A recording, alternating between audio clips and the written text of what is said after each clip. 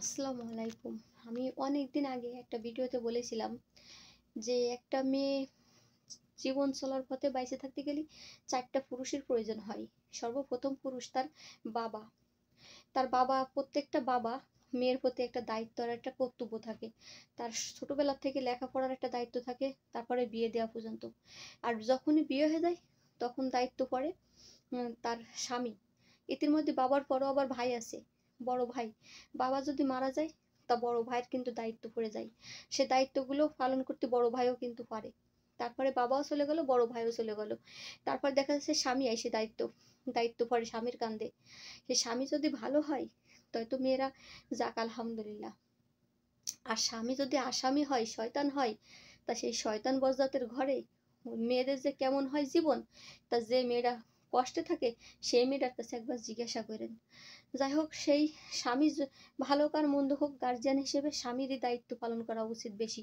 আর সে স্বামী যদি না থাকে না, মেয়েদের পরে একটা চিন্তা করে যে আমার ছেলের প্রতি ভরসা আছে, আশা আছে।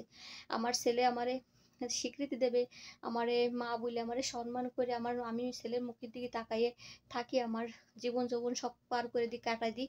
আমার ছেলে বড় হলে ভবিষ্যতে আমারে দেখবে। কিন্তু না, দেখেন সেই ছেলে দেখেন বিয়ে করে কি বউ নিয়ে বউর কথা মতো চলে।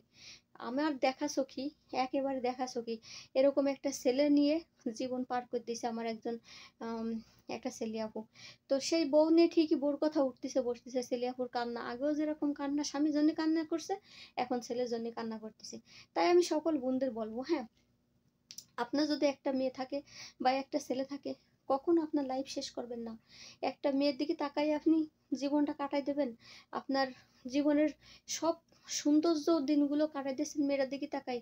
মেয়েরা যখনই স্বামী হবে তখনই মেয়েরা আপনার সাথে জিরা করবে যে কি করিস আমার জন্য, কি দিছো, তোমার জন্য আমার শ্বশুরবাড়ির কথা শুনতে হয়।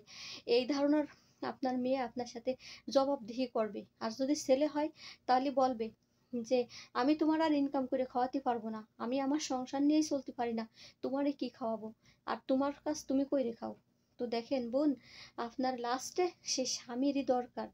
বুড়ো বুড়ো হওয়া পর্যন্ত, মরার আগ পর্যন্ত আল্লাহ পাক সকলের স্বামীকে যেন বাঁচায় রাখে, হিফাজতে রাখে, এবং যার যার সংসারে স্বামীগুলো যেন টিকে থাকে। স্বামী শুধু শুরুর থেকে লাগে না, শুরুর থেকে যেমন তেমন শেষের দিকে স্বামী আরো বেশি প্রয়োজন এই দরকারি কাজগুলোর জন্য। আর এই চোখের সামনে না, মেয়ে বিয়ে দিয়ে জামাইতে মেয়েরে দেবে, আর ছেলে বিয়ে দেবেন বউরে, ছেলেতে বউরে দেবে। কিন্তু আপনাকে একটা জিনিস দেওয়ার মতো একটা লোকও আপনি পাবেন না। কারণ বাপ যদি মারা যায়, ভাই বিয়ে করে সংসার ভাবিরে দেবে, আপনাকে কে দেবে? এই জন্য আমি বলি, যাযাবরের জীবনের থেকে, হ্যাঁ, আপনারা যারা সিঙ্গেল আছেন, একটা দুটো ছেলে মেয়ে আছে, আপনারা অবশ্যই বিয়ে করে সংসার করেন। সবাই ভালো থাকবেন।